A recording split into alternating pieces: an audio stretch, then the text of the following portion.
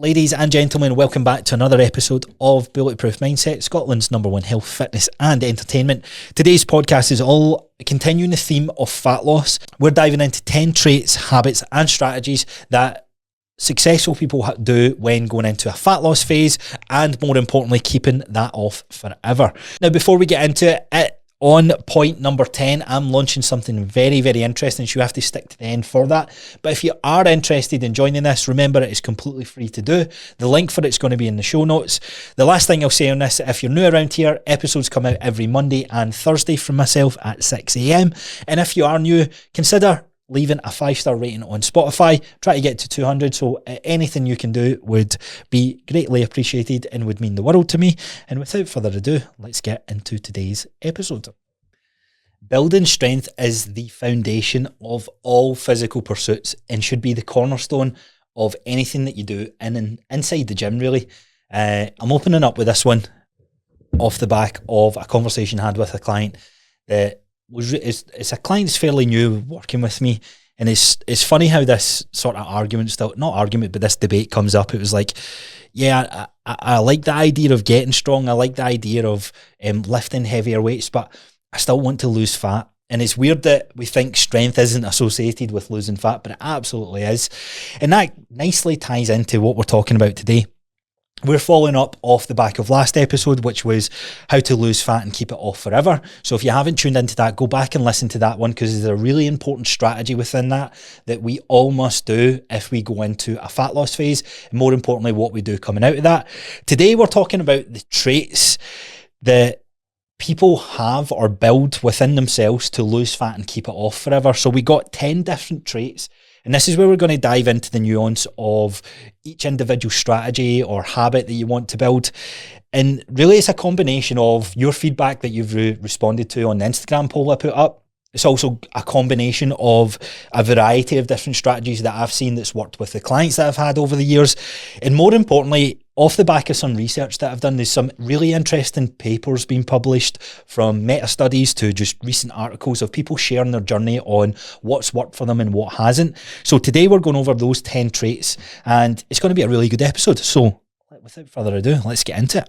Okay, trait number 1. This is probably, you're probably going to be repeating myself a lot here, but by far the most important one is the planning. Planning is so crucial to not only losing the fat necessarily, but also keeping it off. And it's really hard to stay in one camp, because all these traits is going to aid you in your fat loss phase, but they're also going to help you keep it off forever. Planning when it comes to your workouts is key. I see a variety of different clients work out from first thing in the morning all the way through to later at night. Some people love working out as the last thing that they do at the end of the day, and some other people love working out first thing of the day. Regardless of where you fall into that, you need to plan your week out. Have a kind of set idea of, this is going to be my routine for this day, and not only just drilling into the day, the specific time that you want to do.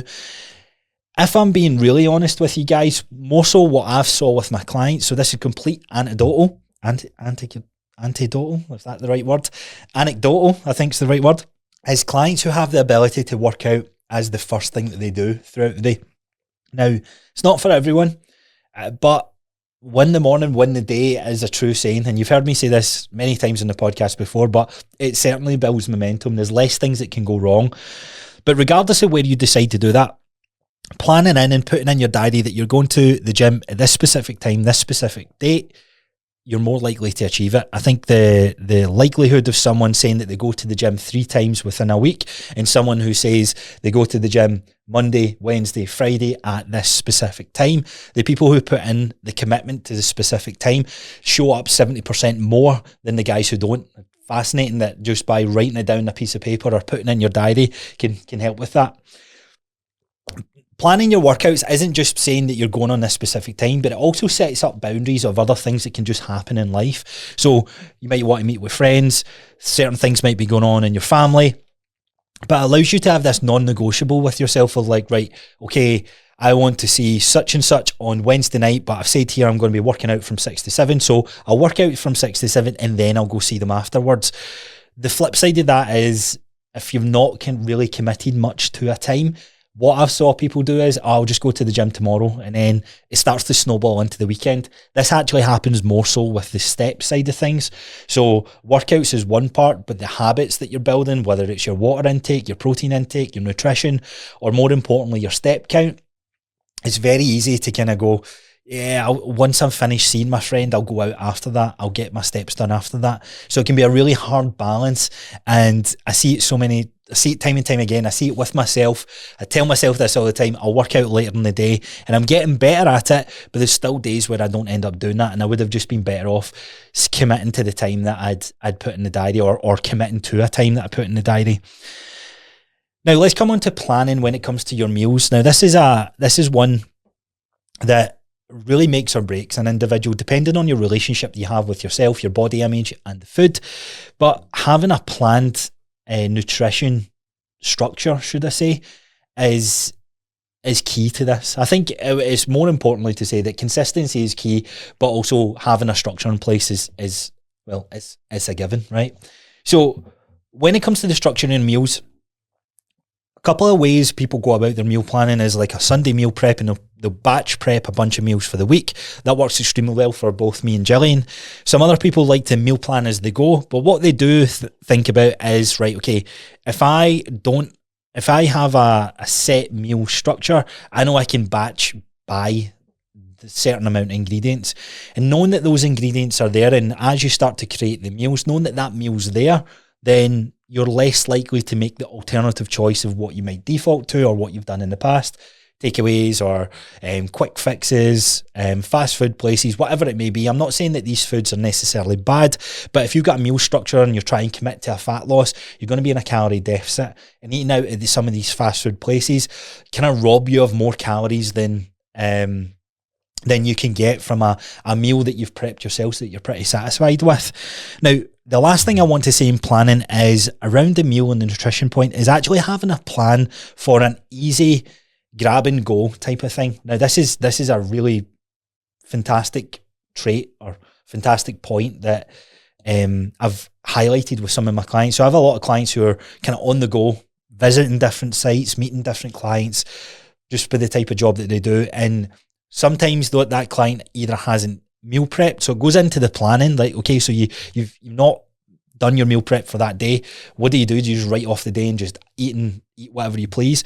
But these clients actually have a plan. Okay, if they don't have a meal prepped, where can they go? So we can assess, do they have a local supermarket they can get to? The answer is yes. Okay, here's other alternative options that we can buy, and that can be your meal plan or your meal structure for that day if you're quote unquote eating on the go. The other one is planning the meals when you're eating out. So this one's a hard one to really talk to you guys about, because you've got, on one side, you're going into a fat loss phase because you're trying to change your body shape, or try to dramatically change your body shape, and there is a lot of sacrifice that happens there.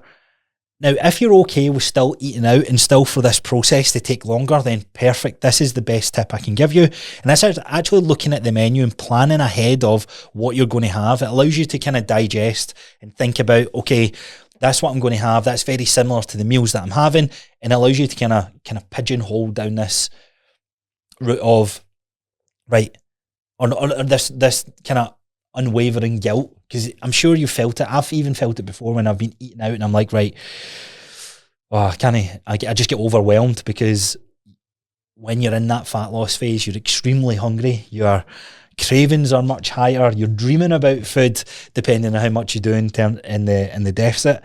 And when you go to a restaurant, it's just like, okay, I'm just going to open the floodgates and just kind of eat what I feel like. Whereas going into it with a set plan and going, right, okay, I'm going to get the fish in this. You can still enjoy a meal out and have the luxury of having a meal out and not feeling necessarily the guilt associated with it. Number 2 is a controversial one, but it's breaks. Believe it or not, fat loss phases last way too long, in my opinion. I keep saying we, but I have seen so many people in a fat loss phase for like 6 months, 9 months, 10 months, and albeit they've not committed to the fat loss phase for the whole 10 months, but they're constantly telling themselves, yeah, I'm trying to lose weight, I'm trying to lose fat, and it's just this matter of being really good for a couple of days, not being great on the other couple of days, being really good for a couple of weeks, not being so great in a couple of weeks after. So Actually scheduling in planned diet breaks, which you can see why planning is so important, can be a real refresher for you guys going through this. I don't believe any single client should be in a fat loss phase any longer than 4 weeks without a quote unquote diet break, or it's maybe referred to as fat loss sprints. So we go through one fat loss sprint where 3 weeks, 3 to 4 weeks, we try it out, we see how it feels, and then we make changes and adjustments on that, which comes on to a later point actually. But having a diet break gives it an end goal, not just this sort of open-ended, okay, this is just what I have to do, because then one of the later points is it starts to tie into, right, is this really what the life that I want to live? Fat loss is a stress in the body, remember. It's something that we want to experience for a short period of time, but go back to what's called homeostasis, or this normal way of living. And eating less calories isn't a nice place to be in, right? Unless you like pain. But I actually have yet to come across someone that's like, oh yeah, I love only eating 900 calories and not having any cravings and enjoying the foods and drinks that I want to have. So just bear that in mind, that really assess how long is it you want to be in this fat loss phase for. And some of the best results that you'll see from people is guys who are able to delay that process over a number of years. And you heard me right, years. Albeit you've got 6-week challenges, 8-week challenges, 12-week challenges, which serve the purpose and is a really good strategy. But some of the better strategies is actually having a longer time horizon. And as long as you're comfortable to go, right, in fact, flip that. Forget about feeling comfortable. One really important thing that I do with my clients is assess how they feel throughout their fat loss journey. Some have a real difficult time where it can bring out even more overwhelming behaviours. It can deepen or strengthening an unhealthy relationship with food and all these sort of things. So if that happens in 1 week, why would we stress that component for another 3 weeks? Sometimes I pause that there and give the feedback to the client. We work on some of these other behaviours and then we address it again. So maybe the next time is we're able to do a 10-day fat loss period. Following on the next couple of weeks, we're able to do a 3-week fat loss period. But it's more important to schedule the breaks. See fat loss as these little sprints that you want to implement. And another thing that's not really spoken about, if you're dieting for a long period of time, the body starts to adapt to that lower calorie state. You've heard me talk about this many, many times. So one way we can not trick the body, but really accelerate the fat loss phase is by having a couple of days or a week where you come back up to a maintenance calories. It starts to kind of resensitize you of, right, okay, this feels normal. And then it gives you a bit more motivation and momentum to go back into the fat loss phase for the next couple of weeks. So knowing that that's coming, this used to always be referred to as cheat meals, which is a fucking terrible way of going about it. But there is a bit of value in the process of it, not necessarily the name of it. And what ends up happening when you hear the word cheat meal, you're like, yeah, cool, right. I'm going to have a 3,000 calorie meal from Burger King. This was me, by the way. My coach told me, here, have a cheat meal. Go to Burger King and just kind of get a good high calorie meal in you. So I was like, no problemo. I got 2 of the supersized, whatever you want to call it, and I would scran that. I would have a milkshake with it. I would actually have my day's worth of calories and some in one meal sitting. And that just doesn't build a healthy relationship with it. So bringing it back up to the goal of maintenance and having that as your base point, it allows you to go, okay, right, I'm actually feeling a wee bit better. I don't feel as hungry because you've been depleted for so long. And then you get to go back into that phase. Okay, point number 3 is that diets don't necessarily have the answers. All diets work until they don't, okay? So don't overcomplicate the strategy that you want to apply, okay? In the research that they've done, they've looked at paleo, they've looked at carnivore, they've looked at keto, they've looked at the 5-2, the 5-1. All diets have had or given the ability for individuals to lose the fat that they wanted. You have had people who have done really well in each one of these camps, irrespective to which one is better. The thing that's most consistent with people who manage to keep the weight off and stay consistent in the fat loss phase is the foods that they consume. And this is the fascinating thing about the human body. You can speak to your friend and your friend can go, I love eating chicken and rice, or I've got a client just now that loves fish, right? Absolutely adores fish. She is the one out of the 300 odd clients that I've coached in last year that truly, truly loves fish. So everyone has these different tastes and palates that is going to satisfy the food that they have. The main thing you need to consider is you need to be in your calorie deficit and you need to be consuming protein, right? That is the most important part, that throughout all of these diets, the ones that have seen the most success was the ones that ate foods that they enjoyed, but also ate foods that kept them satisfied and satiated, it's referred to as. And this basically just means that you can have a meal, eat that meal and feel nice after it. You don't feel overfull, you don't feel still extremely hungry, although this can still happen in your fat loss phase. So making sure that the diet that you choose to do has the conditions from a point of protein, I would argue some fiber, and then you've got the nuances of like what type of minerals, what type of kind of micronutrients should you have, but don't overcomplicate it, right?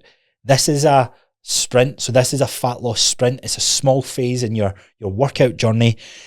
Things may feel really challenging and really hard, but ultimately, as long as you can pick foods that you enjoy and pick foods that you can have on a daily basis for the course of 30 days, then you're going to feel good by the end of it. And to me, like, I always see the argument that people slagging chicken and rice, but I honestly love it. The way I season it, sometimes I change up the protein source and go from chicken breast to chicken thighs, or I go from chicken to beef. And there's ways that you can manipulate this. So don't be so confined and kind of cornered into, okay, I need to follow this diet because look at that person's results. Fuck whatever diet is. Create the diet that's individualized to you and follow that.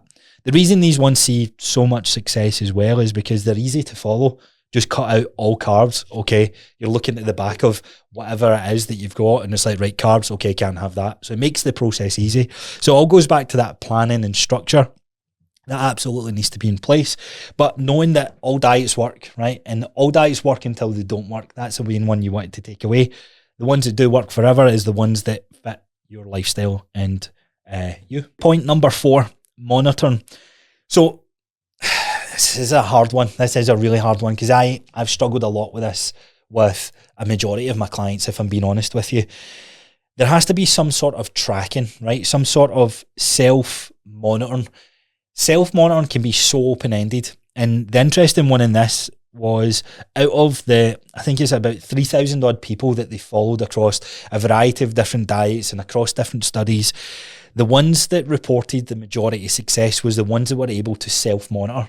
This is things like tracking your weight, and this can vary on how you go about this process. So I'm going to break it down into a couple of different ones, starting with the tracking of calories. Now, arguments can be made that tracking calories can cause an unhealthy relationship with this, and I absolutely see this in the fitness space in general, right? It happens just because this obsession has came over being so meticulous about every single calorie and every single gram of carb, fat and protein that come into it. But tracking calories is also a really, really powerful tool that I definitely recommend that every single person gets a grasp of, because I can eyeball a dish and know roughly how many grams of protein I can get from that. That's the goal, and that's a skill that needs to be developed because it just makes life that much easier. So when I go traveling, when I go on holiday, when I'm out and about, I can make informed and intuitive decisions on the types of foods that I'm going to have. So bear that in mind, that the tracking element, yes, it might not be something for everyone, but I believe that it's something that everybody, especially if you're in a fat loss phase, should at least understand. Now, tracking for you might just be tracking the amount of protein you get in a day, and then adding on, right, how much fiber do I get in a day? And that might be the extent of what you need to do. They are some of the most important things to look after. Maybe just tracking total calories is another thing, because again, then it gives you an idea of, right, okay, how many calories am I consuming? Now, this is where it gets interesting. The 100 odd people that they asked in a particular study asked how many calories that they thought they were consuming, and some were saying like, yeah, 1,400, 1,500.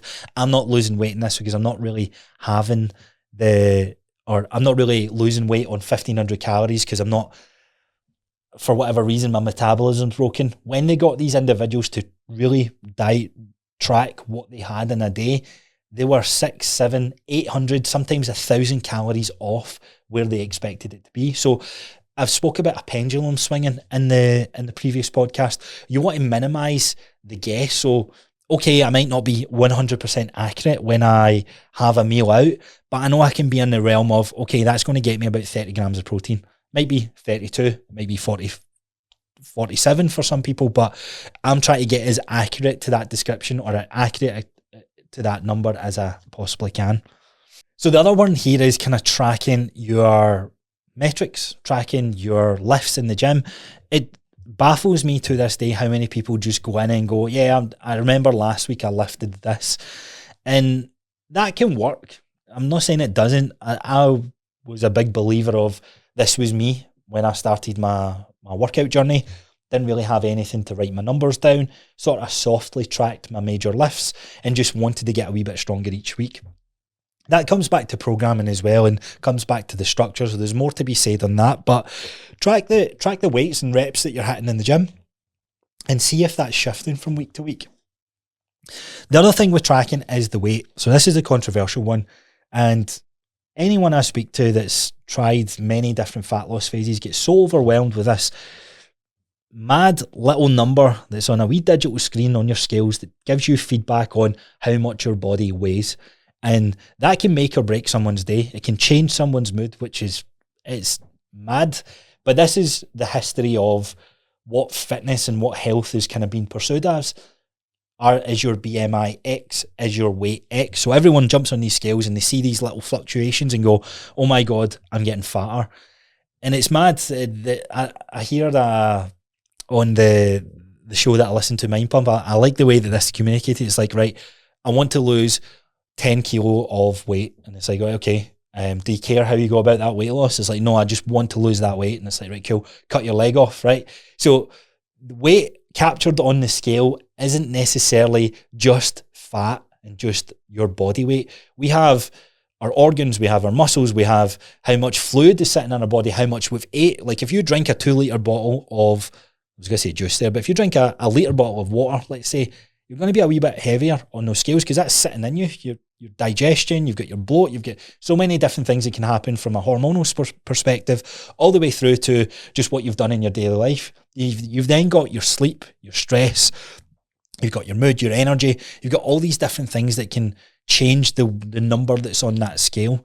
But if you can get comfortable weighing yourself on a daily basis at the same time after you've done your morning pee or poo or whatever, and keep that consistent for a short period of time, you can start drawing conclusions and, more importantly, fighting and getting over the fear of this little number on the scales. The scales can be very powerful, and if depending how dialed your fat loss phase is, on giving you the right amount of feedback back. If I'm working with a client, and I've done this through many fat loss phases with a lot of clients actually, where they started panicking after week 1 because we dropped their calories. I got them to weigh themselves every day or so, or every second day. And on one of the days, it was like instant message, 0.3 pounds up.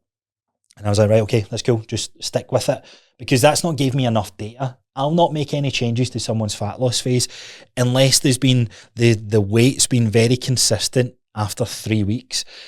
It paints a bigger picture on, right, okay, what's actually happening within the body. Sometimes I do this with clients when we've went into, like I mentioned on the previous episode, we've been reverse dieting them, and then we go into their fat loss phase, and their body can be very stubborn on holding that weight. And it takes like 10 to 11 days before the fat loss actually starts to kick in, because it's been very dialed in. So there's been like initial weight loss, weight increase, all these different things. But it also brings up so many other questions to myself as a coach to think, right, the weights went up a little bit on the scales on Sunday, but it didn't on Tuesday, Wednesday and Thursday. Talk me through the meals that you had. I'll weigh out a wee bit later on Saturday night.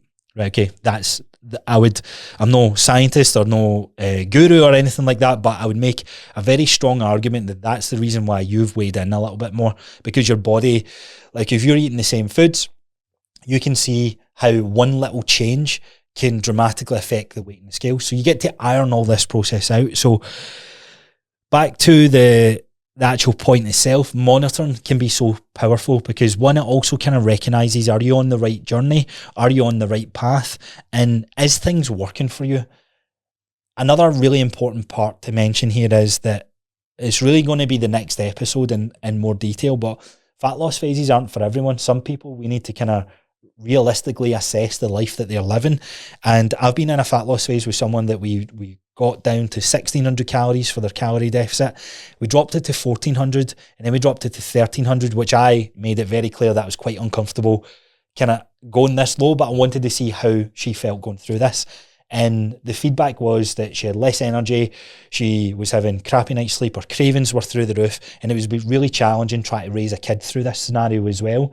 So in that situation, the monitoring allowed us to make the decision of, right, your body is still not adapted or still in this kind of restrictive state where it's very stubborn and letting go of some of the fat that you've got on your body.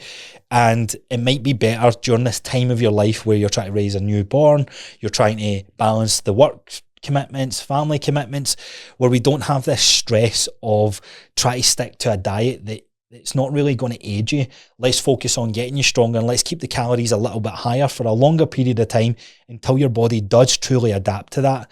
And this I'll talk about this in more depth in the next episode that I do, but ultimately this client managed to eat more calories. Yes, she gained a little bit of weight, but felt stronger and actually felt that her body composition looked better. And that's because we started building the healthier tissue, which is muscle. So back to the point, like the whole reason I was mentioning that was we wouldn't have worked that out if we weren't monitoring. So we were monitoring the calories that we should consuming and the weight, the weekly weigh-ins. Some people, if you're someone who struggles with weighing in and this scale has so much power over you and you work a Monday to Friday job, weigh in at the start of the week, so Monday, and weigh in on the Friday, and do that over the course of a month. Now, this is the important part. You don't compare your weight on the Monday to the Friday. You compare your weight from Monday to Monday. And that's where that graph can look a bit different. And for this client in particular that I've done this with, their graph looked much different from the Monday weigh-in than it did the Friday. Friday was always a lower weigh-in, but Monday was always a little bit higher. And that's because the foods over the weekend was around about family, it was eating out and all these different things. So the just different chemicals and salts, seasoning, peppers, whatever it is that's happening with various different oils that's been used in restaurants, the way her body was responding was a wee bit more kind of water retention that was held on the Monday weigh-ins. But what we seen was a consistent drop from Monday to Monday and Friday to Friday, albeit Monday never dropped from as low as the Friday weigh-in, but there was that consistent track. So if you're comparing those two bits of data and you're seeing, or you're doing like a weekly average of what your weight is, you'll see that number come down consistently. But in this case, this client's number wasn't moving, so it gave me the information as a coach to go, here, I don't think we're quite ready for this yet. And that might be you when you go through this, or what's most likely to happen, that happens with a majority of clients, is we manage to break the cycle of, right, okay, weight's just weight at the end of the day. It's one metric. How else, what other metrics am I tracking?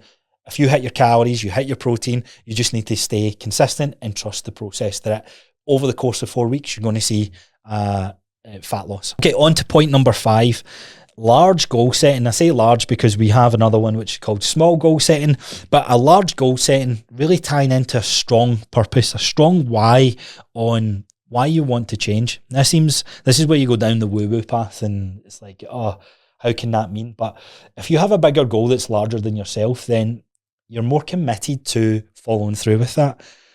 In the meta-analysis that they've done across multiple different studies, this was a common purpose that had came out. This was a common scenario in those who managed to not only lose the weight but keep it off for longer periods of time, was because they had 2 different types of purpose driven into them. Internal, or I think it was referred to as intrinsic purpose or intrinsic motivation, and external motivation. So intrinsic was something like there was a deep passion within to change, whether it was a medical issue, whether it was just something they've just realised they're not accepting anymore. So the variety of reasons of why someone wanted to change, it can be open-ended really. But what's more important is the external factors as well. They want to do it because of a life event. They've maybe seen a death in the family. I know this seems like really morbid, but that can really change someone's perspective of, well, my dad just had a heart attack and I'm on that path because I'm living a similar lifestyle. So there's like these wake up moments that people have. But a strong purpose is really what carries you through the kind of times where you don't have motivation, you don't get that get up and go attitude. People doing it for their kids is a great one. I honestly, I like reiterating this point to the clients that have kids, because they're like, yeah, you know what, I want to be a strong influence in their life. And it's so cool to see like people in their 30s, 40s, 50s and even 60s, like as they start to work out, their kids and their grandkids and their family start wanting to make a positive change. So thinking about your why behind that can be a really good purpose, a really good driver to change. And the point 5, 6 and 7, they all kind of tie into themselves, but number 6 is reinventing themselves. Every single person, and I don't like the word reinvent, because it's like, there's two ways that you see this happen. You see someone who has binged all weekend doing foods, they've drank alcohol, they've done X, Y, and Z, and they go into the gym Monday and it's like, I want to punish myself for the work that I've done. So that's not what I mean with reinventing themselves, but they envision themselves living a different lifestyle. They envision themselves being in a different type of shape. Comparison can be the thief of joy in this, where you're constantly comparing to other people's lifestyles and that, but also there's a balance to it of going, right, that is a life I want to live. I want to have more money, more freedom. I want to have more fitness freedom to be able to go out and explore the world and climb hills or whatever it may be. But reinventing themselves of not out of hate, but out of love. If I'm being like, it's really, it comes down to that simple. It's like going, you know what, I deserve this for myself. Like there should be no hatred behind it. It's like, okay, the lifestyle I've been living, I have been enjoying, but it's not actually making me feel good. And being honest with that conversation in yourself. And this reinvention can help you not only get what you want, but it allows you to understand why you want it. So you've got your strong purpose. You start to picture yourself, like, think of how empowering it may be. And this is really hard to put me in this frame of mind, because I have always been in fitness, but I see it in clients' eyes, and it's such a wonderful experience that when you start having these conversations, they're like, oh, I could never run a 5K. And I'm like, why do you think that? And we start having this conversation. It's like, well, what would life look like if you could run a 5K? Oh, it'd be insane. Same with pull-ups. See, when I've had clients get their first pull-up and run their first 5K, like the burning energy that you get from that is truly unstoppable. And it starts to change the mindset on what is other things you can do. I'm going to shout out my brother here, actually. We climbed Conic Hill a couple of weeks back, and he was giving up towards the end, and it was just a broken mentality. It just really came down to that it was as simple as that. And there was only maybe 5-10 minutes left of this climb, and for someone who is extremely scared of heights, and I know I'm fucking calling all his stuff out here, but someone who's generally scared of heights but also told themselves so many times that they're not able to do a certain thing, being able to do that, you don't really quite understand what that can do until you start doing other things in life, and you're like, I climbed that hill, I ran that 5K, I done my first pull-up, I lifted that weight, I can do this other thing. So you start to build confidence in yourself and who you are, and confidence is a massive thing that carries you through this whole process. If you're jumping on the scale and you're in the mindset of, oh my God, I'm not losing the weight, I'm not going to look the way I want, you start to lose that confidence, and then that confidence bleeds into you then going to yourself, what's the point? I'm not going to do this. I can't lose fat. I can't do this. I'm not committed enough. I'm a failure. And that's where it can be a very toxic and poisonous attitude to have that will halt your results with this. So off the back of reinventing yourself, you've also got your small goal setting, and this is something that I love. Big goals are absolutely important, but I don't think you necessarily need to have a truly like detailed picture of what the big goal needs to be. I had this debate with someone recently. They think they absolutely do, and I'm here for the argument, okay? So the argument is that if you have a bigger goal down to the detailed prescription of, I want to have this type of house with this type of swimming pool, this type of colour of doors, this type of living room, you start to like really feel that goal, and it's like, oh man, I'm excited. I really want this. But sometimes just the idea of, oh, I'd love to have this big house, like the idea of kind of flipping that to, I would love to have this shredded six-pack with these abs and all these sort of things. In fitness, it can be a little bit different because the outcome of that may not be what the desire was in the first place. So the smaller goal setting I prefer, because the small goal setting would be things like, right, for this week, I want to hit 3 gym sessions. I want to do this type of lift. I want to make sure I've planned these meals. And it really digests and breaks it down to these stepping stones that get you to that bigger goal. And the stepping stone journey might lead you astray from the bigger goal sometimes, which is why it's good to have that up there. Like if you're someone that wants to run a marathon, but you're doing a bunch of strength sessions, but you're not doing any running, then you're kind of losing the ability to drive you towards your goal. So the big goal is important, but the smaller goals is what's going to help you get there. And the smaller goals, where the power can be, lies within the ability to adapt to the life shitballs that can be thrown at you. Now, you have times in your life where you look back and you go, how did I manage to get to the gym 5 days in a week? How did I manage to get up at 4 every morning and go to the gym? How did I manage to do X, Y, and Z? And it's because you're looking back at your life and you're like, I can't really do that just now because I have a young family, or I have an exam coming up, I have whatever's going on, right? Life can just we can fill the time. We always do find a way if something needs to get done, but sometimes we're like, life is just too crazy just now. I just can't work out, so I'll just go back to my old ways. But being able to adapt and going, okay, I can't get my 4 sessions in this week. Can I get 1 in? Can I have a backup plan where I do a home workout, or I go a walk, or I go a run, or I just do something else that fills or ticks the box of my fitness goal for that day? And let's be honest, most of the time, in fact, all of the time, there's always something that can be done, right? I don't care where you are, what's happening in your life, putting these non-negotiables in of saying, right, okay, I want to get to the gym, but I'm traveling all day, I'm driving for 7 hours, the likelihood of me getting to the gym is probably not going to be there, right? What can we do?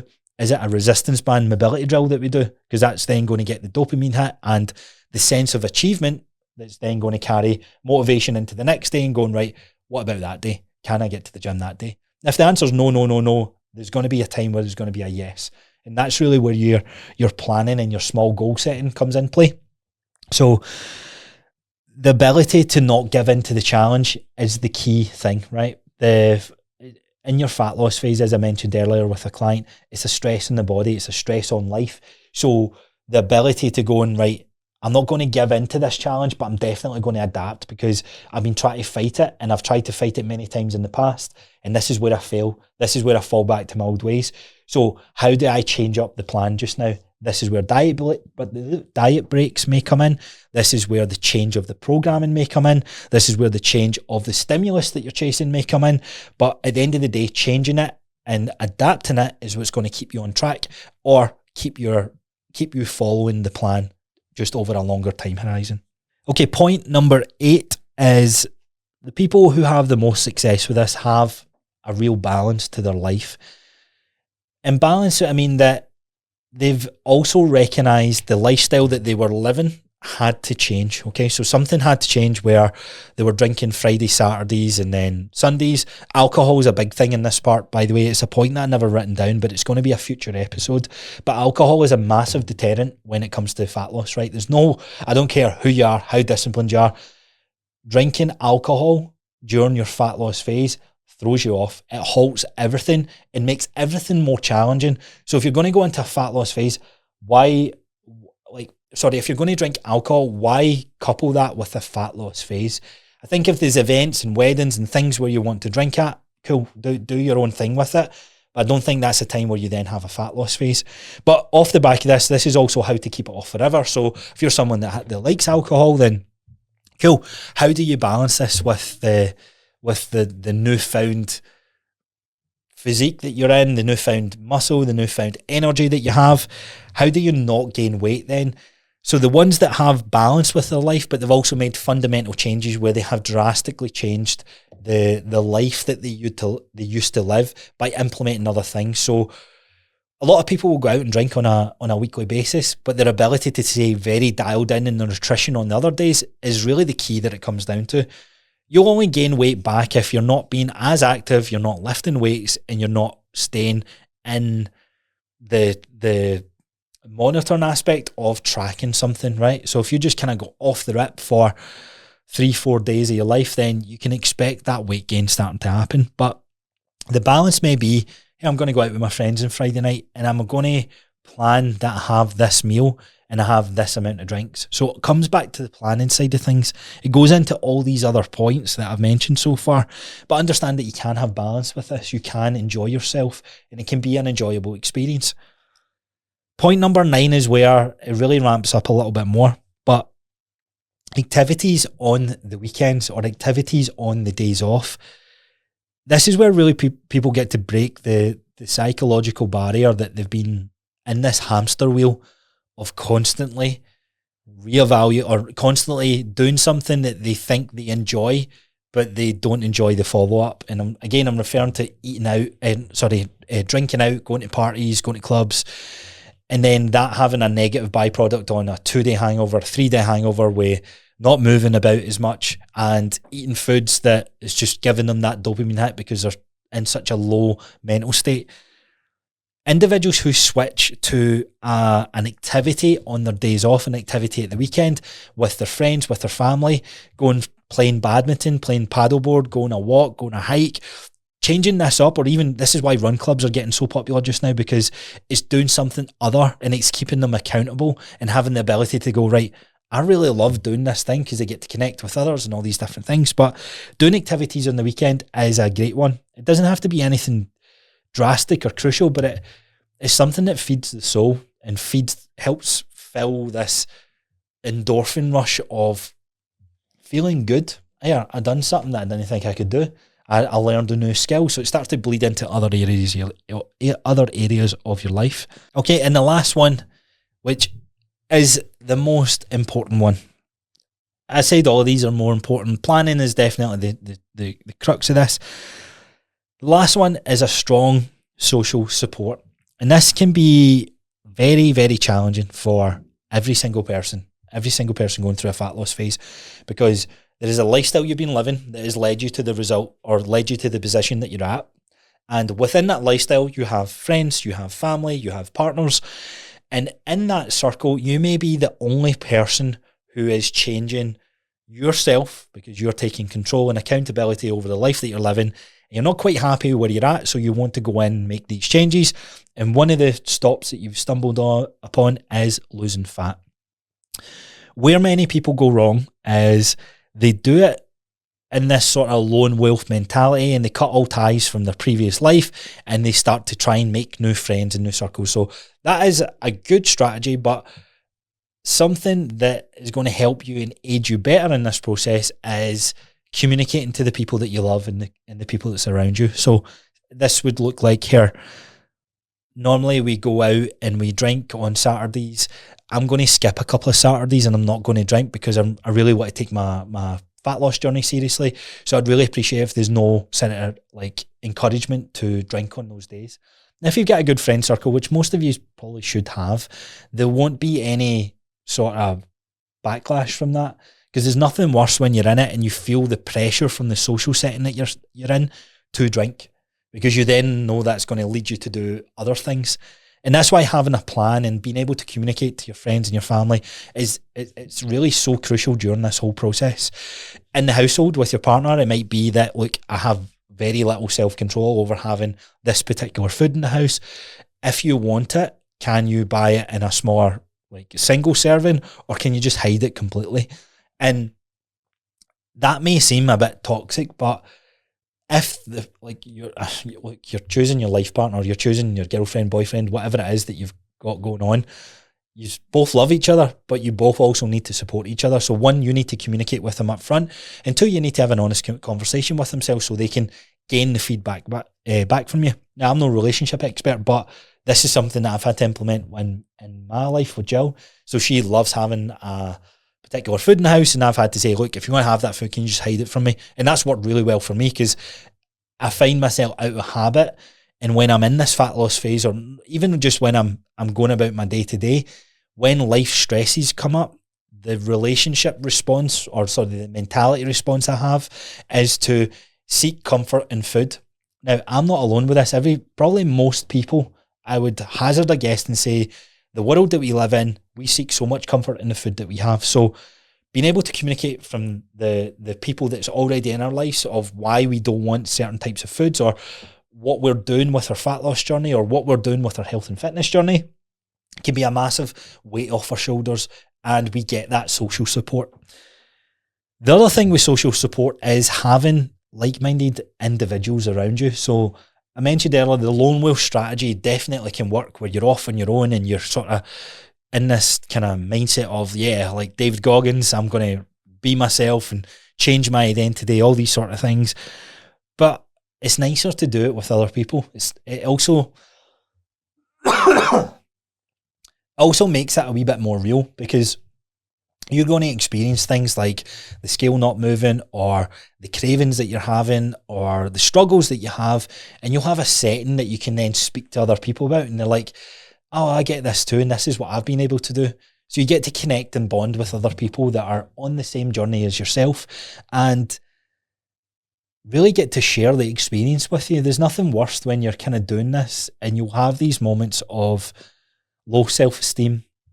You'll have moments of like no motivation, like lower confidence. And the first thing you'll want to do is go, sack this. Like, I'm just going to go back to my old ways, because you managed to convince yourself that there's literally no point because you're on this journey yourself. But if there's other people in your circle and other people in your support system, you're going to be encouraged more. You're going to see, albeit you should always be doing this for yourself, but you won't want to let them down as well. So there's a bit of more of this external validation, which can be toxic as well, but at the same time can also be a great way to aid your support through this. So with that being said, the strong social support is so big just now. This is why run clubs are making such a huge success. This is why the small group PT is working. It's why things like NTN are so successful, is because people are craving this community side of things. And with the craving of that, I want to launch something which I'm going to be working on over the next couple of weeks. So I'm going to be launching a small group personal training where it's going to be me and 6 other people. We're going to go through a journey of what it would be like if I'm working with one client. I don't want to do it any more than 6. I want to keep this pretty intimate, but I want to create a group of people where I'm coaching you through this a couple of times a week. But what I also want to do is every Sunday I want to launch like a free lifting club for you guys to join. So if you can make it over to Airdrie every Sunday at 10 a.m, I'm going to launch something called Strong Sundays Lifting Club. And for an hour, we're going to come into my gym and we're going to lift weights. We're going to have a good time, get a sweat on, and just be surrounded by people who want to enjoy the likes of being in a gym setting and lifting weights together.